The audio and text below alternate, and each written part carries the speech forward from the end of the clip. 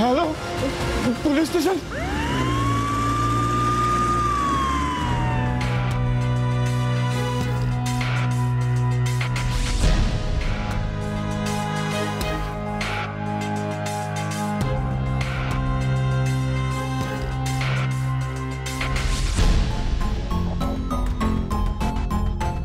চৌধুরী, যারা খুন হয়েছে তারা কারা? মা ছেলে স্যার। ভদ্রমহিলার নাম তিশা সেন আর ছেলের নাম অর্ণব সেন। ছেলের বডিটা স্যার ওয়াশরুমে পড়ে আছে। বলছি বয়স? বয়স ধরে নিন তিশা সেনের মেরে কেটে ওই 38 বছর, আর ছেলের বয়স হচ্ছে 13-র মতো। থানায় কি ফোন করেছিল? ভিকটিমের স্বামী। চলো কথা বলাই।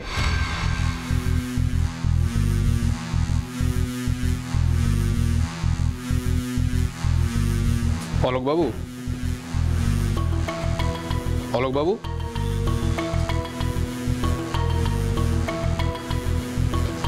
স্যার আপনার সাথে কথা বলতে এসেছেন।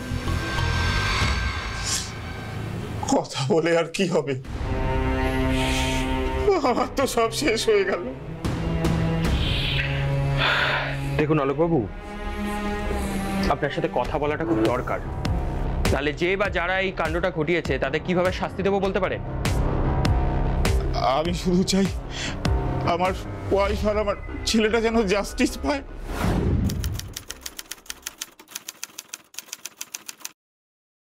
সেই জন্য উনি আপনাকে যা যা জিজ্ঞেস করবেন আপনাকে তার সঠিক উত্তর দিতে হবে। কি জানতে চান বলুন। এই বাংলোটা কি আপনার নিজের? না, ভাড়া। কতদিন আছেন এখানে? প্রায় 1.5 বছর। আপনি কি করেন? আমি একটা প্রাইভেট কোম্পানিতে আছি, সেলস ম্যানেজার। আপনার ওয়াইফও কি চাকরি করতেন? না না, she was perfect housewife. আর আপনার ছেলে? পাশে একটা স্কুলে ক্লাস 7-এ পড়তো। আপনারা কি 3জনই এখানে থাকতেন? কদিন আগে একটা সর্বক্ষণের বিহারি চাকর ছিল, কিন্তু কদিন আগে ও কাজ ছেড়ে চলে যায়। তারপর আমরা 3জনেই এখানে থাকতাম। আচ্ছা, এই থানায় তো আপনি খবর দিয়েছিলেন তাই তো? আগে হ্যাঁ, আমি থানায় ফোন করেছিলাম। আপনি জানতে পারলেন কি করে যে আপনার ওয়াইফ আর ছেলে খুন হয়েছে? আমি রাত্রি 10:30 নাগাদ বাড়িতে ফিরেছিলাম। এসে অনেকবার কলিং বেল বাজিয়েছি, কোনো উত্তর পাইনি। তারপর আমি আমার মিসেসের ফোনও করেছিলাম, ওর ফোনটা বন্ধ ছিল। তারপর আমি ওই পাশের জানলা দিয়ে উঁকি মারতেই দেখি খুনগুলো হয়েছে বাংলোর ভেতরে, আর দরজাটাও ভেতর থেকে বন্ধ। আপনি এর ব্যাখ্যা দেবেন কিভাবে? এই বাংলোতে এমন একটা লক লাগানো আছে যেটা বাইরে থেকে টেনে বন্ধ করে দিলে খোলার 2টো মাত্র উপায় আছে। কি কি উপায়? হয় ভেতর থেকে খুলতে হবে, আর তা না হলে বাইরে থেকে চাবি ঘুরিয়ে খুলতে হবে। আপনার কাছে ডুপ্লিকেট চাবি ছিল না?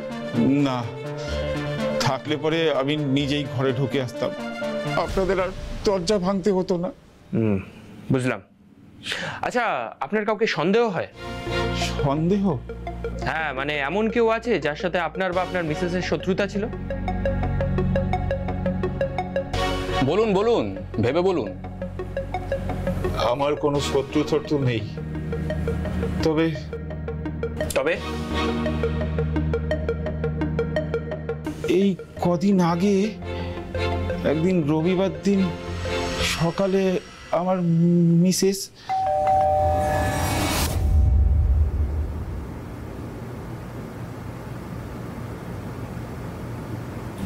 সকাল সকাল কোথায় মৃগয়া করতে গিয়েছিলে? দাদার কাছে। মা, মামা কেমন আছে? এই ফোনটা রেখে ভেতরে যা, তো যা পড়াশোনা কর। পাকা ছেলে কোথাকার। তোমার মেজাজ সবসময় এরকম সপ্তমে থাকে কেন বলো তো? আর তুমি তো সবসময় আমার খুদ ধরতেই ব্যস্ত থাকো।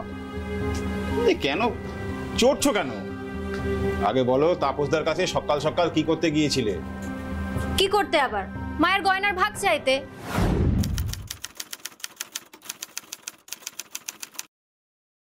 আবার আবার মানে? আরে আমার যেটা অধিকার সেটা তো আমাকেই বুঝে নিতে হবে, তাই না? আহা, তাপসদা কি বললো সেটা তো বলো। কি আবার বলবে? সেই একই পুরনো কথা, সেই একই পুরনো কাসুন্দি। দেবে না? একটা কানের দুল অবধি দেবে না। তবে বললো কি বললো? বললো অন্নভাগে বড় হোক, তারপর ওর বিয়ের সময় যদি কিছু দেওয়ার থাকে তাহলে ভেবে চিনতে দেবে। তিশা তো আমায় সেরকমই বলেছিল। আপনার শালার নাম? তাপস, তাপস মাঝি। কোথায় থাকে? এই পাশে খ্রিস্টান পাড়ায়। কি করে? বাজারে ওর একটা মিষ্টির দোকান আছে। তার মানে আপনি সন্দেহ করছেন যে আপনার শালাই আপনার ওয়াইফ আর আপনার ছেলেকে খুন করেছে, তাই তো? সেটা কি করে বলবো স্যার, করতেও পারে আবার নাও করতে পারে। আসলে এইসব টাকা কড়ি গয়নাগাটি সম্পত্তি এগুলো তো খুব একটা ভালো জিনিস নয়, তাই নিজে না করালেও হয়তো হয়তো না হয়তো অন্য কাউকে দিয়ে করিয়েছে। ঠিক আছে, আপাতত এইটুকুই যথেষ্ট। চৌধুরী, তুমি এক কাজ করো, ওনার স্টেটমেন্টটা নিয়ে নাও আর এই বডিগুলোকে পোস্টমর্টমের জন্য পাঠিয়ে দাও। Yes sir. ঠিক আছে, আর এই বাংলোটাকেও সিল করে দাও। Okay sir. বাংলো সিল করবেন মানে? আমি তাহলে কোথায় যাব? আমি কোথায় থাকবো? দেখুন মিস্টার সেন, বাংলো তো সিল করতেই হবে, আর তো কোনো অপশন নেই। তাছাড়া আপনি এক কাজ করুন, কিছুদিনের জন্য অন্যত্র কোথাও ব্যবস্থা করুন। আসি। একদম স্যার। এই পান্ডে, এই বডি দুটোকে পোস্টমর্টমের ব্যবস্থা করো, ঠিক আছে? আর এই বাংলোটাকে সিল করো। স্যার আসবো? এসো। স্যার বলো। স্যার পোস্টমর্টেম রিপোর্টটা চলে এসেছে। হ্যাঁ, কই দেখি। বসো।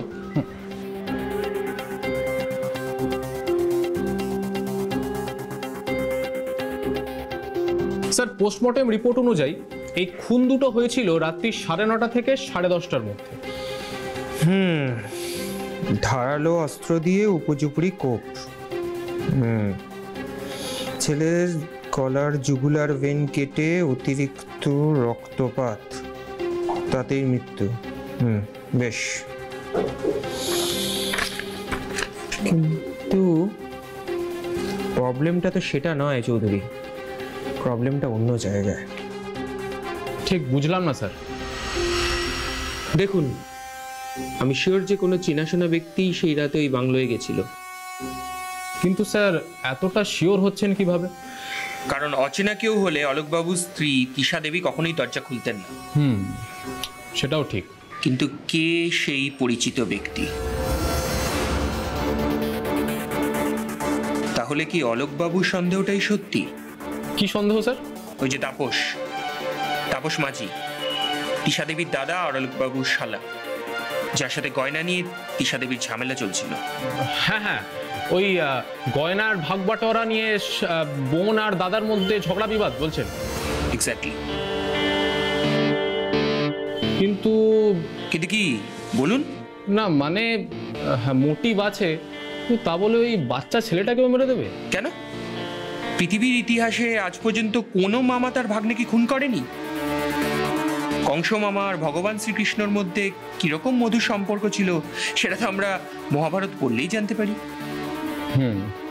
স্যার তবুও। শোনো স্যার, এক কাজ করো, তুমি বরং আজকেই অলোকবাবু শালার বাড়িতে যাও, একবার কথা বলো। Okay sir. যদি ও খুন করে থাকে তাহলে ওর কথাতেই কিন্তু অসঙ্গতি ধরা পড়বে। Right sir.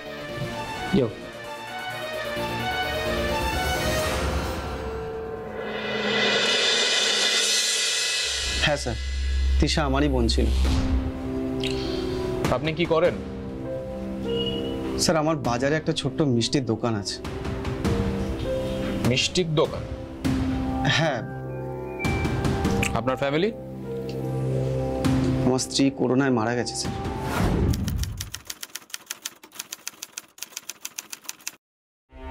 আর সন্তানাদি? নেই। বুঝলাম। তা আপনি হঠাৎ আপনার বোনকে হুমকি দিতে গেছিলেন কেন?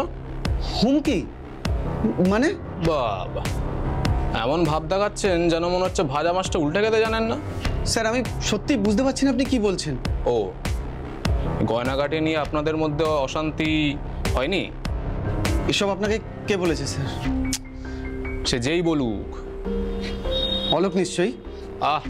আমি তো বললাম যেই বলুক। স্যার তিশা আমার বড়ই আদরের বোন ছিল। খুব ছোটবেলায় বাবা মা মারা যায়, তারপর আমি ওকে কোলে পিঠে করে মানুষ করি। ওকে বড় করার জন্য, লেখাপড়া শেখাবার জন্য ভাতের হোটেলে কাজ করা থেকে শুরু করে ঘরে ঘরে খবরের কাগজ দেওয়া, কোনো কাজ বাদ রাখেনি স্যার। নিজে মাধ্যমিক পর্যন্ত পড়তে পারিনি, কিন্তু কিন্তু ওকে গ্র্যাজুয়েট করেছিলাম। নিজে দাঁড়িয়ে থেকে অলোকের সাথে ওকে ধুমধাম করে বিয়ে দিয়েছিলাম। কিন্তু কিন্তু গত কয়েক মাস ধরে আমার কাছে গচ্ছিত রাখা মায়ের গয়নাগুলোর ভাগ চাইছিল। আর সেদিন আমি কিছুতেই বুঝে উঠতে পারছি না তুই হঠাৎ করে মায়ের গয়নার ভাগ চাইছিস কেন? কেন, অন্যায় কিছু চেয়ে ফেলেছি কি? সেটা নয়। তাহলে ওগুলো আমার কাছে থাকলে অসুবিধাটা কোথায়? আমি কিছুতেই বুঝতে পারছি না দাদা। তুই আমার অধিকারটা আমাকে দিয়ে দে না, তাহলেই তো সব সমস্যার সমাধান হয়ে যায়। দেখ, সেটা আমি তোকে দিয়ে দিতেই পারি।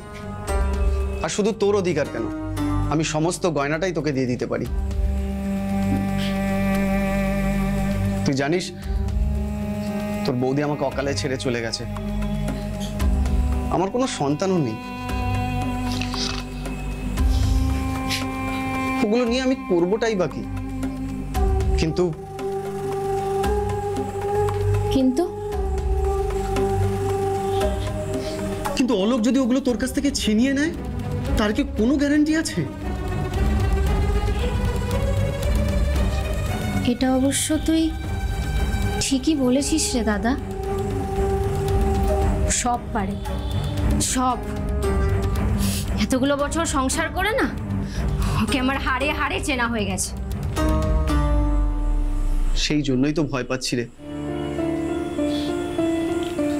আমি দেখছি যদি সেরকম হয়, ভাগ্নের বিয়ের আগে আমি সব গয়না তোর হাতে তুলে দেবো। ততদিন আমি আর বাঁচবো না বোধহয় দাদা। কি বাজে কথা বলছিস? বাজে কথা বলছি না দাদা, তুই তো জানিস না ওই ঘরের ভেতরে কি চলে। আর আমি তোকে সবসময় সবকিছু বলতেও চাই না। যদি বলতাম তাহলে বুঝতিস দাদা কি অমানসিক যন্ত্রণার মধ্যে আমার প্রত্যেকটা দিন কাটে ওই ঘরে। রোজ নতুন নতুন ঝগড়া, রোজ অশান্তি। আপনি বলছেন আপনার বোনের সাথে আপনার ভগ্নিপতির সম্পর্ক ভালো ছিল না? তিশার কথা শুনে তো স্যার সেরকমই মনে হয়। আপনার কাউকে সন্দেহ হয়? চুপ করে থাকবেন না, বলুন, হেজিটেট করবেন না। স্যার অলোককেই আমার সন্দেহ হয়। অশান্তিটা কি নিয়ে হয়েছিল সেটা আমাদের জানতেই হবে স্যার। অলোক শালাবাবুর তার মানে ভগ্নিপতিকেই সন্দেহ হয়, তাই তো? হ্যাঁ স্যার, ওনার কথা শুনে তো সেরকমই মনে হলো।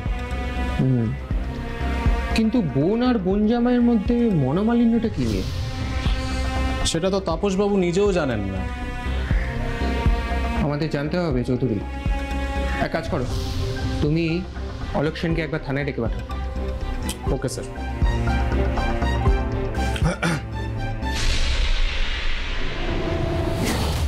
অশান্তি অ্যাজ সাচ আমাদের মধ্যে কিছু ছিল না। সত্যি কি তাই?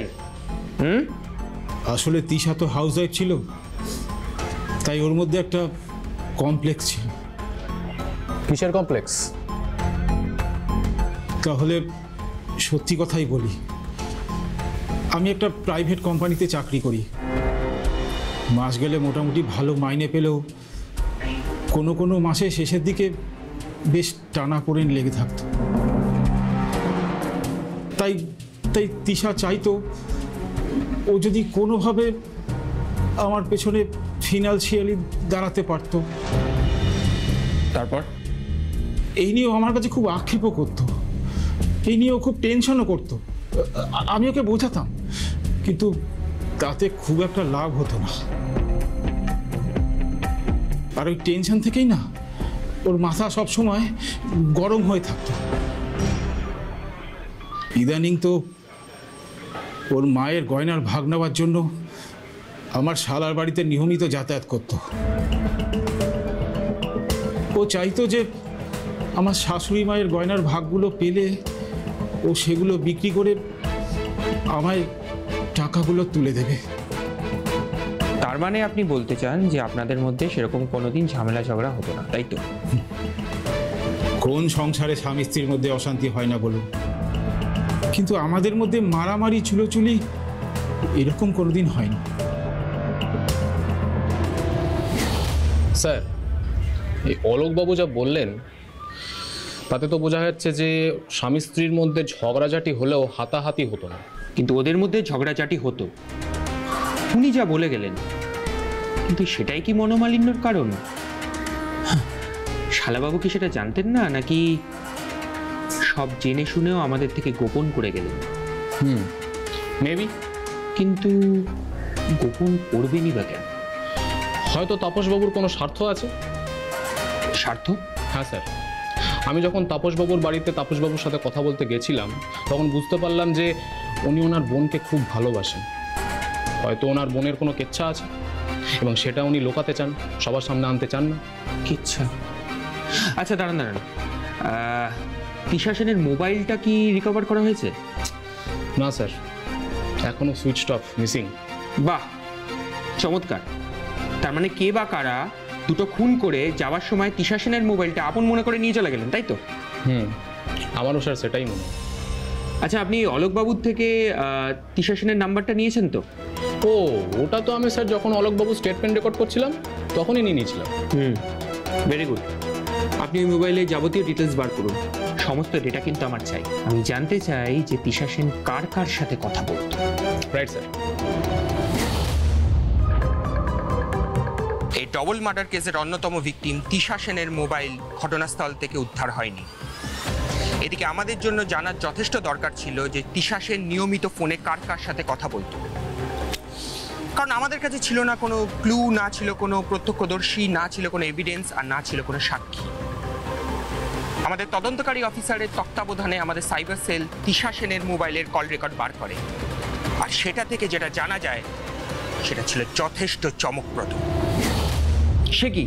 হ্যাঁ স্যার, গত 2.5 মাস ধরে তিশা দেবী একটি নির্দিষ্ট নম্বরে নিয়মিত ফোন করে কথা বলতেন এবং ওই নির্দিষ্ট নাম্বার থেকেই নিয়মিত ইনকামিংও আসতো তার কাছে।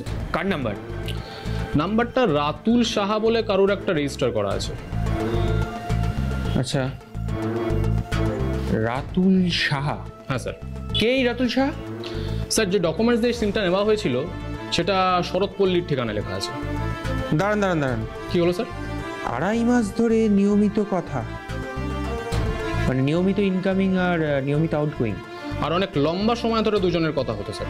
তাহলে কি এই রাতুল সাহার সাথে তিশা দেবী কোনো রকম অ্যাফেয়ারে জড়ে পড়েছিল? আমারও সেটাই মনে হয় স্যার। যত তাড়াতাড়ি হয় রাতুল সাহার কাছে আমাদের পৌঁছাতে হবে। Okay sir. হ্যাঁ, আমি রাতুল সাহা। আপনি ডিটেকটিভ? প্রাইভেট ইনভেস্টিগেটর, যাকে বাংলা সাহিত্যের ভাষায় বলে সত্যান্বেষী। তা হঠাৎ এই প্রফেশনে এলেন কেন? ছোটবেলা থেকেই গোয়েন্দা গল্প পড়তে ভালোবাসতাম আর থ্রিলার দেখতাম।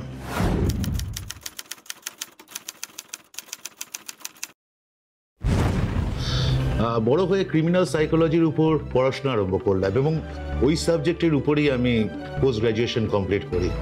তারপর ধীরে ধীরে এই বিষয়টার উপর একটা ইন্টারেস্ট গ্রো করে এবং তারপর থেকে এই পেশাতে।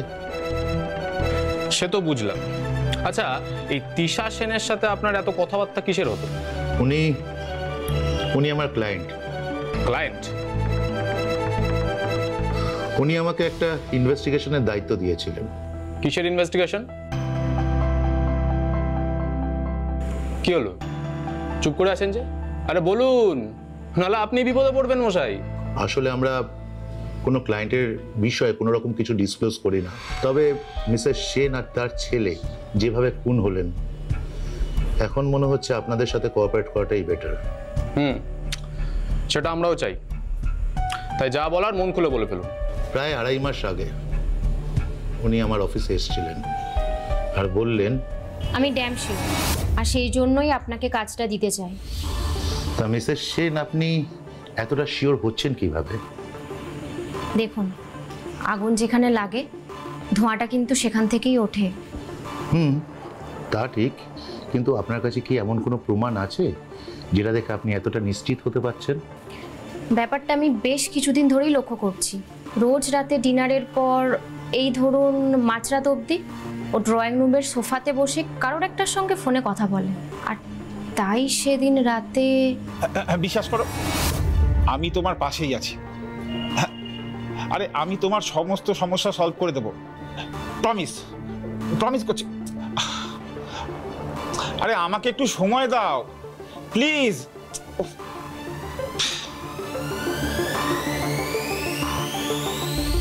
সে কি?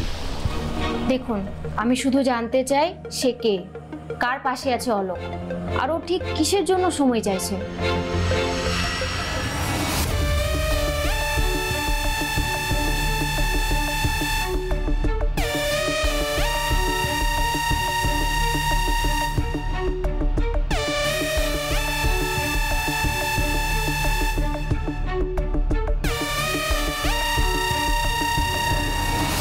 তদন্ত শুরু করি পরের দিনই, এবং তখন বুঝতে পারলাম মিসেস সেন যেটা বলেছেন সেটা কোনো রকম অমূলক নয়। মিস্টার সেনের অলরেডি বাইরে একটা সম্পর্ক ছিল। কে সেই মেয়েটি? দোয়েল। দোয়েল? দোয়েল তরফদার। কি করে? মিস্টার সেন যে কোম্পানিতে সেলস ম্যানেজার, উনি সেই কোম্পানিতেই রিসেপশনিস্ট হিসেবে কাজ করেন। ওনার ব্যাপারে আর কিছু ডিটেল? হ্যাঁ, মেয়েটি অবিবাহিত। ওনার আসল বাড়ি হচ্ছে আসামের শিলচর, আর 3.5 বছর ধরে উনি এই জায়গায় আছেন একটা বাড়িতে ভাড়া নিয়ে চাকরি সূত্রে। তো কতদিন আছেন এই শহরে? সামনের মে মাসে 4 বছর হবে। আচ্ছা, অলোক সেনের সাথে আপনার কি সম্পর্ক? সম্পর্ক?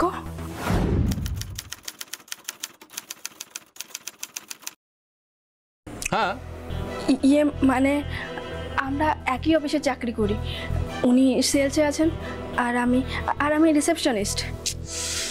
সেটা তো অফিসের ভেতরে, আর অফিসের বাইরে? বাইরে? বাইরে মানে? ভেজা বেড়াল সাজার চেষ্টা করবেন না দোয়েল। আপনার সাথে যে আপনার অফিসের সেলস ম্যানেজার বাবুর একটা বিশেষ সম্পর্ক আছে সেটা আমরা খুব ভালো করে জানি। তাই এই বেলা যা বলার বলে ফেলুন, আপনারই ভালো হবে। দ্বিতীয় চান্স আপনি পাবেন না। বলবো, আমি সব বলবো। এই 3.5 বছর আমি গুমড়ে গুমড়ে মরেছি। বাবা মা একের পর এক বিয়ের সম্বন্ধ করেছে, আর আমি বারবার ওদেরকে মিথ্যে বলে বিয়ে ঠেকিয়ে রেখেছি। কিন্তু আর নয়, সব কিছুর একটা লিমিট আছে। বলুন, মন খুলে বলুন তো দেখি সবকিছু। অফিসেই অলোকদার সাথে আমার প্রথম আলাপ, আর সেখান থেকেই আমাদের দুজনের মধ্যে একটা সুন্দর রিলেশন তৈরি হয়, একটা ভরসার জায়গা তৈরি হয়। আমরা দুজনকে একে অপরের মনের কথা খুলে বলতাম। তারপর কিছুদিন আগে। বিয়ে করাটা কি খুব দরকার? বসো। What do you mean? তার মানে আমি বলতে চাইছি, এমন অনেক ছেলে আছে যারা বিয়ের বন্ধনে জড়াতে চায় না। অলোকদা শোভিক আমাকে বিয়ে করবে বলে কথা দিয়েছিল, সেই জন্যই আমি নিজেকে ওর হাতে সঁপে দিয়েছিলাম। কিন্তু ও এখন পাল্টে খাচ্ছে, আর আমি এসব সব মুখ বুঝে মেনে নেব? আমি সব বুঝতে পারছি, আমিও চাই যে তোমাদের বিয়েটা হোক, কিন্তু কিন্তু আবার কিসের কিন্তু? দেখো, এরকম পাল্টিবার ছেলেকে বিয়ে করবে তুমি কোন ভরসায়? বিয়ের পর যদি ভালো মন্দ কোনো কিছু করে বসে তখন? হ্যাঁ, এটা আমার আগেই ভাবা উচিত ছিল। এখন আমার হাতে আর কোনো উপায় নেই। দুবার অ্যাবর্শন করাতে হয়েছে। দিনের পর দিন বাবা মাকে মিথ্যে বলে বিয়ে ঠেকিয়ে রেখেছি। আর কতদিন অলোকদা, আর কতদিন? আমি শুধু সবিককে ভালোবাসি, আমার প্রতি ওর একটুও টান নেই। আমি সব বুঝতে পারছি দোয়েল, কিন্তু এরকম ছেলেকে ভরসা করা যায় না। আমার হাতে আর কোনো অপশন নেই অলোকদা। দোহাই দোহাই তুমি একটা কিছু করো, তুমি প্লিজ ওকে বুঝিয়ে সুঝিয়ে রাজি করাও। আমি সেদিন ওর সাথে কথা বলেছি। কি বললো সৌভিক? ও বলল ও একটা ফ্ল্যাট কিনে তোমাকে এখানেই রাখবে, আর তোমার সব খরচাপাতি ওই দেবে। ও, বিয়ে করার কথা বলে বিছানায় এনে এখন আমি রক্ষিতা করে রাখতে চাইছে? তাহলে তুমিও ওকে বলে দিও এই 1 মাসের মধ্যে আমাকে যদি বিয়ে না করে তাহলে আমি কিন্তু সোজা থানায় যাব। ওর নামে বিয়ে করার মিথ্যে প্রতিশ্রুতি দিয়ে সহবাস করার মামলা দায়ের করব। আমি ওকে জেলের ঘানি টানাবো। আমার নাম কিন্তু দোয়েল তরফদার, আমি যেটাই বলি সেটাই করি। এই সৌভিকটা আবার কে? আমাদের অফিসেই চাকরি করে, অ্যাকাউন্টস ডিপার্টমেন্টে। তো এই সৌভিকের সাথে আপনার রিলেশন? হ্যাঁ, প্রায় 3 বছর ধরে। অলোকদা আমায় নিজের বোনের মতো দেখে, তাই অলোকদা মধ্যস্থতা করার চেষ্টা করেছে। আচ্ছা, বুঝলাম। আচ্ছা, আপনি একটা কথা বলুন তো, এই অলোক সেন কি তার ছেলে আর বউকে ফোন করেছে? আপনি কি মনে করেন? এসব কি বলছেন আপনি? অলোকদা কেন ওদেরকে খুন করতে যাবে? যথেষ্ট মোটিভ আছে। মোটিভ? কিসের মোটিভ? এই যেমন ধরুন, এই সৌভিকের সাথে আপনার রিলেশনটা লোক দেখা, আসলে হয়তো অলোক সেনের সাথেই আপনার রিলেশন। না, মোটেই না, আপনি ভুল করছেন। সেরকম হলে আপনি খোঁজ খবর নিন, দরকারে আপনি সৌভিকের সাথে কথা বলুন, সবটা একদম দিনের আলোর মতো স্পষ্ট হয়ে যাবে। আর আপনাদের যদি তাতেও বিশ্বাস না হয় তাহলে আমার যেখানে 2বার অ্যাবর্শন করানো হয়েছে সেই হাসপাতালে গিয়ে খোঁজ খবর নিন।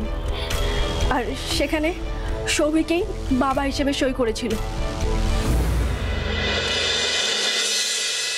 স্যার, আমি খোঁজ নিয়েছি আর হাসপাতালেও খবর নিয়েছি, আর সৌভিক ছেলেটার সাথেও কথা বলেছি।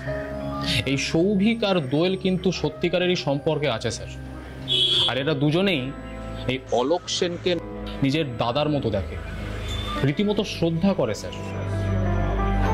কি হলো স্যার, এত কি ভাবছেন? ভাবছি যে দোয়েল মেয়েটার কথাবার্তা একদমই ফেলে দেওয়ার মতন নয়। তার মানে আপনি বলছেন যে অলোক সেনকে সন্দেহের তালিকা থেকে বাদ দিয়ে দেবো? আমি এখনই কিছু বলতে চাই না চৌধুরী, বলবোও না। শুধু একটাই কথা বলবো, এই মুহূর্তে কাউকে ক্লিন চিট দেওয়াটা বোধহয় আমাদের উচিত হবে না। তাহলে স্যার আমাদের এখন কি করা উচিত? Just wait and watch. আমাদের তদন্তের রাস্তাটা অলোক সেন হয়ে, তার শালা তাপস মাঝি হয়ে, প্রাইভেট ডিটেকটিভ রাতুল সাহাকে ছুঁয়ে অলোক সেনেরই অফিসের রিসেপশনিস্ট দোয়েল তরফদারের জীবনের মোড় ঘুরে এগোতে থাকে এক অজানা রহস্যের দিকে। আমরা জানতে উদ্গ্রীব ছিলাম যে কে আসল খুনি, অলোক সেন, তাপস মাঝি, রাতুল সাহা নাকি দোয়েল তরফদার। ঠিক তখনই মেলে আমাদের প্রথম ব্রেক থ্রু। আমাদের সাইবার সেল জানায় যে তিশা সেনের যে মোবাইলটা এতদিন সুইচ অফ ছিল সেটা হঠাৎ করে অন হয়েছে। হ্যাঁ স্যার, তিশা সেনের মোবাইল আজ সকালে সুইচ অন হয়েছে। আচ্ছা, টাওয়ার লোকেশন কোথায়? স্যার, বিহার সীমান্তে। কি, বিহার বর্ডারে? হ্যাঁ স্যার, কিন্তু একটা জায়গায় লোকেশন স্ট্যাটিক নেই, ক্রমাগত মুভ করছে স্যার। সে কি? স্যার, লাস্ট যেখানে লোকেশন দেখাচ্ছে সেখান থেকে বিহার আর নেপালের বর্ডারের দূরত্ব মেরে কেটে ওই 5 কিলোমিটার, আর বর্ডার ক্রস করলেই ওপারে বিহারের কাটিহার। আচ্ছা চৌধুরী, অলোকবাবু বলেছিলেন না ওনাদের একটা কাজের লোক ছিল? কদিন আগে একটা সর্বক্ষণের বিহারি চাকর ছিল, কিন্তু কদিন আগে ও কাজ ছেড়ে চলে যায়। তারপর আমরা 3 জনেই এখানে থাকতাম। হ্যাঁ স্যার, ঠিক। তাহলে কি? আচ্ছা, আপনি এক কাজ করুন। বলুন। আপনি বিহার পুলিশকে এক্ষুনি অ্যালার্ট করে দিন, আর টিম নিয়ে কাল সকালেই রওনা হয়ে যান। Okay sir. চৌধুরী, আমি জানতে চাই তিশা সেনের মোবাইলটা এত দূরে গেল কি করে, শিলিগুড়ি থেকে হাফিস হয়ে বিহার বর্ডারে? তাহলে কি এর পেছনে ওই অলোকবাবুর বিহারির কাজের লোকটাই রয়েছে? কোথায় পালাচ্ছিলিস তুই? কোথায় পালাচ্ছিলিস? কোথায় পালাচ্ছিলিস? কোথায় পালাচ্ছিলিস? আমি কি করেছি স্যার? আমাকে ধরছেন কেন স্যার? আমি কি করলাম স্যার? আমি কিছু তুই অনেক কিছু করেছিস। দাঁড়া, তুই তো কিছু করিসনি। তুই কিচ্ছু করিসনি স্যার। আমাকে কেন ধরছেন? হ্যাঁ, দাঁড়া, তুই কিচ্ছু করিসনি। তোকে থানায় নিয়ে গিয়ে দেখছি। দাঁড়া। স্যার ছেড়ে দিন। এই ওটা ছেড়ে দিন স্যার। ছেড়ে দিন স্যার। আমি কিছু তো আমি বুঝতে পারছি না স্যার, আমি কি করলাম স্যার? তারপর আমাদের টিম বিহার পুলিশের সাহায্যে সেই সন্দেহভাজন যুবককে গ্রেপ্তার করে। তাকে ট্রানজিট রিমান্ডে আনা হয় শিলিগুড়িতে। শুরু হয় জেরা, কিন্তু সে কোনোভাবেই মুখ খুলতে রাজি হয় না। কাজেই একরকম বাধ্য হই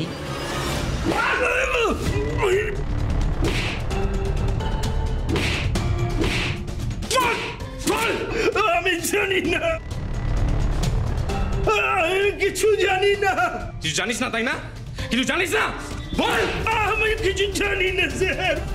বল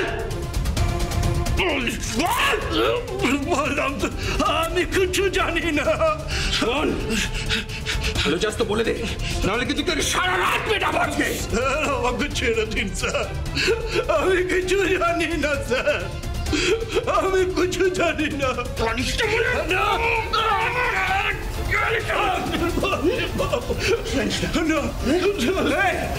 চৌধুরী ওইভাবে বলবে না, বুঝলি তো? শোন, এক কাজ কর, ওকে 3rd ডিগ্রি 3rd ডিগ্রি খাবি তো? না ইয়েস স্যার। এ পান্ডে, সারা সেটা নিয়ে এসো। হাতের 10টা আঙুলের 10টা নখ আমি উপরে ফেলবো। বল বল স্যার, বলছি বলছি স্যার, সব সব বলছি স্যার। আমি সেন বাড়িতে কাজের লোক ছিলাম স্যার। অলোক দাদাবাবু আমাকে কামে লাগিয়েছিল। দাদাবাবু ভালো ছিল, কিন্তু কিন্তু মালকিন ছিল বহুত বদমাশ, পাক্কা শয়তান। এখন ওর ব্যবহার মোটেও ভালো ছিল না স্যার।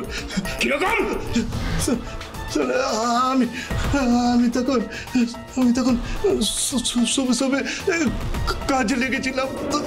তো একদিন সকালে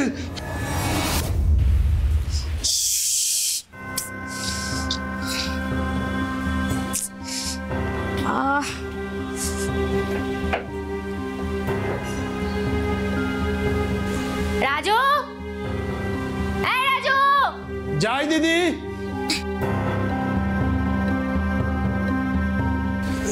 দিদি ডাকছেন? তুই ছাড় দিস নাকি জাদুর গায়ে হাত বুলোস? মানে? বেডরুম, রান্নাঘর, বারান্দা সব ঝাড় দিয়েছিস?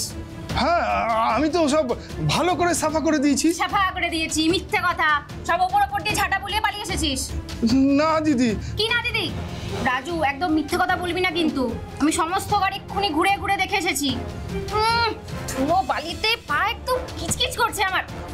দেখ কি এগুলো, কি কি করে হলো? তুমি ফাঁকি মেরেছো তাই হয়েছে? না দিদি, আমি কিন্তু এই এত কথা বলবি না, চুপচাপ যা, সমস্ত ঘর আবার প্রথম থেকে ঝাড় দিবি। আমাকে যেন দ্বিতীয়বার বলতে না হয় রাজু, না হলে না তোর মাইনে কেটে বাড়ি থেকে দূর দূর করে তাড়িয়ে দেবো। যা, চলে যা।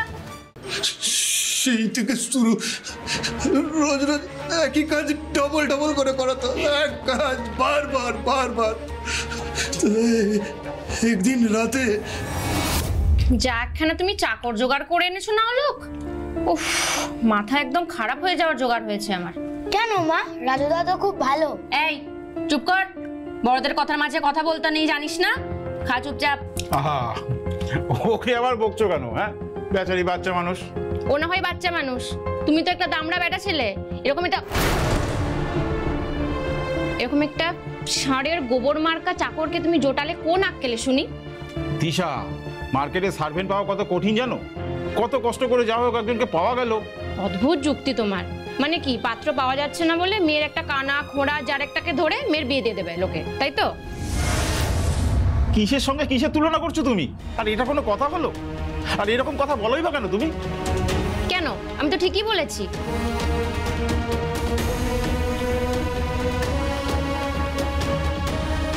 এই যে হদল কুতকুত, হাঁ করে দাঁড়িয়ে দেখছো কি? বাবুকে দুটো মাংস দাও, দেখতে পাচ্ছ না শুকনো রুটিগুলো চেবাচ্ছে? সব ওকে বলে দিতে হবে। আরে আমাকে আর মাংস দিতে হবে না। আমাকে মাংস দিলে তো সব শেষ হয়ে যাবে, তখন রাজু কি দিয়ে খাবে? ফ্রিজে সকালের ডাল আছে, গরম করে খেয়ে নেবে। চাকর নাকি আবার খাবে মাংস, তাহলেই হয়েছে। বল। দিনের পর দিন এইভাবে আমাকে অপমান করতো মালকিন। আমি আমি মুখ বুঝে সব সহ্য করতাম। তারপরে একদিন দিদি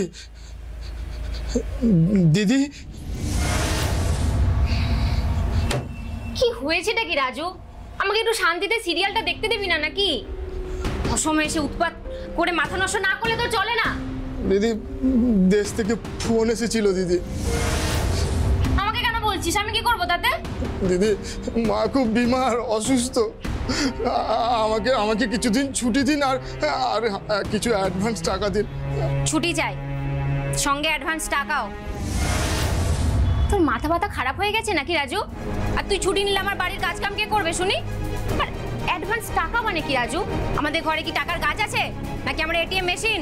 দিদি আপনার পায়ে পড়ে দিদি, আমাকে অন্তত 2 দিন ছুটি দিন আর কিছু টাকা দিন দিদি। মায়ের ওষুধ কিনতে হবে দিদি। ওষুধ না পেলে মাটা আবার মরে যাবে, আর মা মরে গেলে দিদি আমি বরবাদ হয়ে যাবো দিদি। আরে তাতে আমার কি? অদ্ভুত ব্যাপার তো। আর তাছাড়া এমনি তো পৃথিবীতে না 2-4টে পোকামাকড় মারা গেলে কারো কিছু যায় আসে না। চুপ, একদম মুখ সামাল খেয়ে। এই কাকে কি বলছিস তুই? হাত নামা। কাকে কি বলছিস? আমি তোর চাকর না তুই আমার চাকর? হ্যাঁ, যদিও বা ভেবেছিলাম তোকে আমি ছুটি দেবো, আর তো আমি তোকে ছুটি দেবই না। ভালো তো, আমার পাওনা গন্ডা তাহলে আপনি আমাকে মিটিয়ে দিন। আপনার কাজ আমি আর করবো না। আপনার এই কাজে আমি থুতু ফেলি। যা বেরিয়ে যা ঘর থেকে। আমি আর করবো না কাজ আপনার। কিরে, তোর পাওনা গন্ডা তো সব মিটিয়ে দিয়েছিল। হ্যাঁ,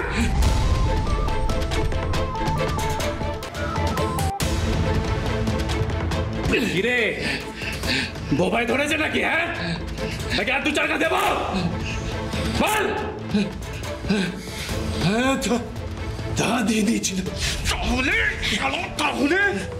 ঝুলঝা করলি কেন? হ্যাঁ, জ্বলছিল, বুকের ভেতরটা একদম জ্বলে পড়ে যাচ্ছিল। তাই একদিন রাত্রে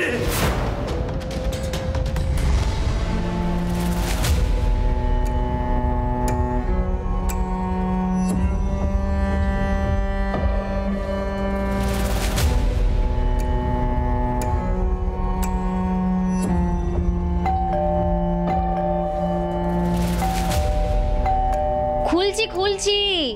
উফ বাবা রে, এত বেল বাজায় না। এই শালি,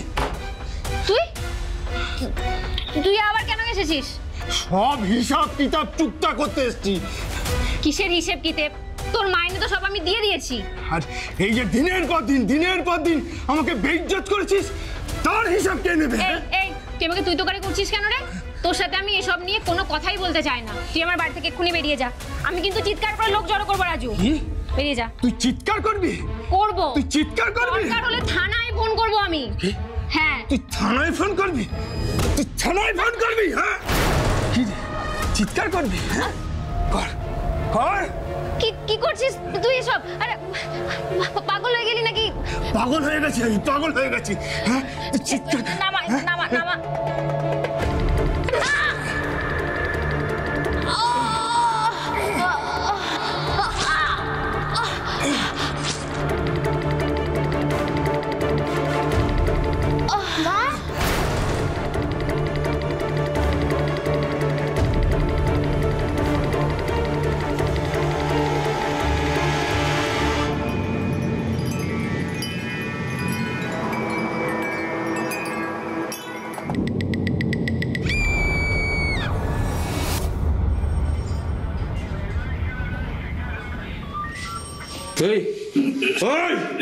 বলছি, বাচ্চাটা কি দোষ করেছিল?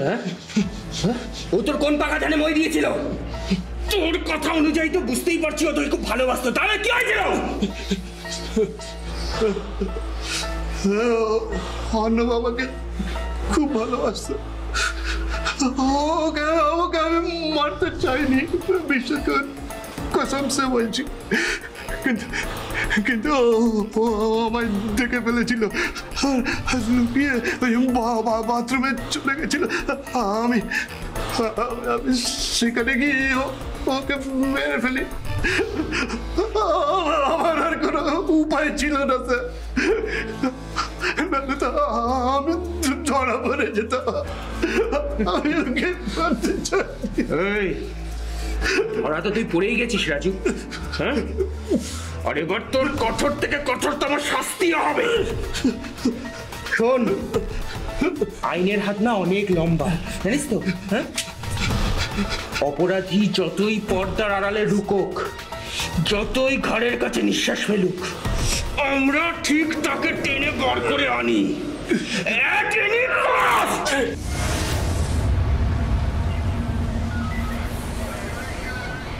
আমি ভাবতেই পারছি না রাজুর মতন একটা ছেলে এরকম একটা অপরাধ করতে পারে। আসলে কি জানেন তো, রাজু এই অপমান সহ্য করতে পারেনি।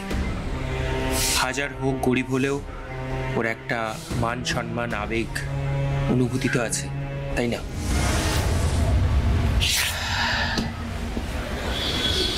আসলে কি বলুন তো, প্রত্যেকটা মানুষেরই একটা আত্মসম্মান বোধ আছে, আবেগ অনুভূতি ইমোশন সব আছে।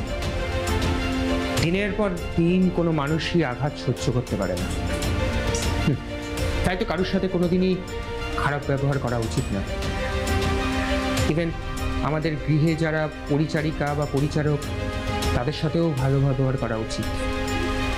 ভুল করলে বুঝিয়ে বলা উচিত, নহলে কখন যে পর্দার আড়াল থেকে কে আপনার ঘাড়ের কাছে নিঃশ্বাস ফেলছে, কোন অপরাধের যে জন্ম হচ্ছে, সেটা কেউ বলতে পারে না। সাবধান।